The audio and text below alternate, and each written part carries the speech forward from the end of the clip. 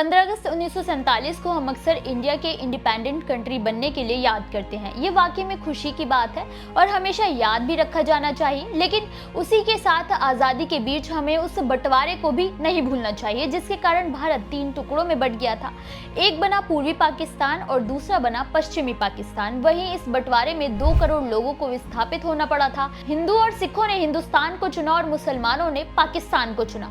ये बंटवारा हिंदू, सिख, मुस्लिम तक सीमित हो गया है, लेकिन इन बंटवारे के बीच एक और समुदाय था जिन्हें बंटवारे की मार झेलनी पड़ी थी, जिन्हें अपना घर छोड़ना पड़ा था, जो आज भी भारत के कई राज्यों में शरणार्थी बनकर रह रहे हैं, जिसमें एक ऐसा गांव भी है जिसे पाकिस्तान से आए बुद्ध शरणार्थियों का गांव कहा जाता है। अपने इस वीडियो में हम ऐसे ही गांव के बारे में जानेंगे जो बौद्धों का गांव कहलाता है। नमस्कार, मेरा नाम है मोहिनी और आप देख रहे हैं भीमसेना। 1947 में एक तरफ पंजाब का बंटवारा हुआ और पश्चिमी पाकिस्तान बना था, तो दूसरी तरफ बंगाल का बंटवारा हुआ और पूर्वी पाकिस्तान बना। मगर पश्चिमी पाकिस्तान ने पूर्वी पाकिस्तान पर तानाशाही शुरू कर दी। उसी दौरान वहां की सेना ने जो बर्बरता की, उससे पूर्वी पाकिस्तान की जनता त्राही त्राही कर रही थी। वहीं जब इस्लामिक शासकों का बौद्ध भिक्षुओं और बौद्ध धर्म के अनुयायियों के साथ जिस तरह का बर्बरता पूर्वक व्यवहार किया गया वो किसी से छिपा नहीं है। ऐसे में पाकिस्तान में बौद्ध धर्म को मानने वालों के लिए वहां रहना, सांस लेना तक भी दूभर हो गया था। तब साल 1971 में तत्कालीन भारत के पीएम इंदिरा गांधी की मदद से पूर्वी पाकिस्तान को पश्चिमी पाकिस्तान से आजाद कराया गया और तब जन्म हुआ बांग्लादेश का। इस दौरान भी करीब 1 करोड़ लोगों ने विस्थापन किया और विस्थापित होकर वो भारत के ज्यादातर पूर्वोत्तर राज्यों में आकर बसने लगे, जिसमें असम, मेघालय, अरुणाचल प्रदेश जैसे राज्य शामिल हैं। इन्हीं में से अरुणाचल प्रदेश का चांगलांग और म्याओ एक ऐसा क्षेत्र है जहां सीमा पार से आए बौद्ध धर्म के लोग शरणार्थी के रूप में रह रहे हैं। पाकिस्तान से भारत आए बौद्ध शरणार्थियों को चकमा बौद्ध शरणार्थी कहा जाता है। चांगलांग और म्याओ एक ऐसा क्षेत्र है जहां सबसे पहले 1950 के दशक में तिब्बत से आए शरणार्थियों ने डेरा डाला था।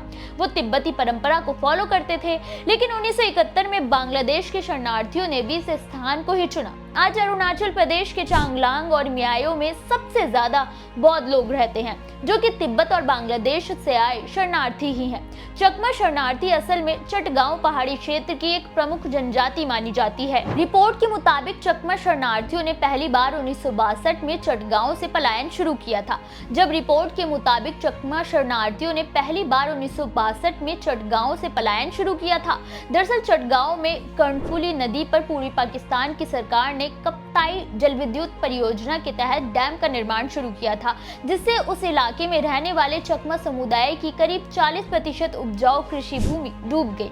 नतीजा, रातों रात करीब 1 लाख से ज्यादा चकमा बौद्ध लोगों को बेघर कर दिया। वहीं उसके बाद उनकी जमीनों को हड़पने और धार्मिक सांस्कृतिक भेदभाव के कारण, सांप्रदायिक दंगों के कारण चकमा बौद्धों का सबसे ज्यादा निशाना बनाया गया। उनके पास उपजाऊ भूमि हुआ करती थी, जिसे छीनने के लिए उन्हें बुरी तरह से प्रताड़ित किया गया।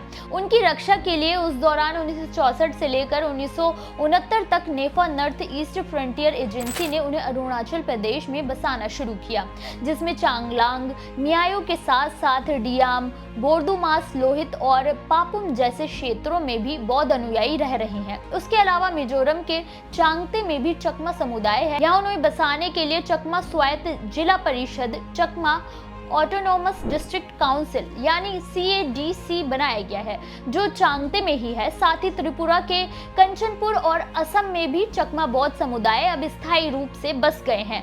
ये वो शरणार्थी हैं जो पाकिस्तान से भारत आए थे। वहां की असंवेदनशील जनता और सरकार के अत्याचारों से तंग होकर और भारत ने उन्हें खुले हाथों से गले लगाया है।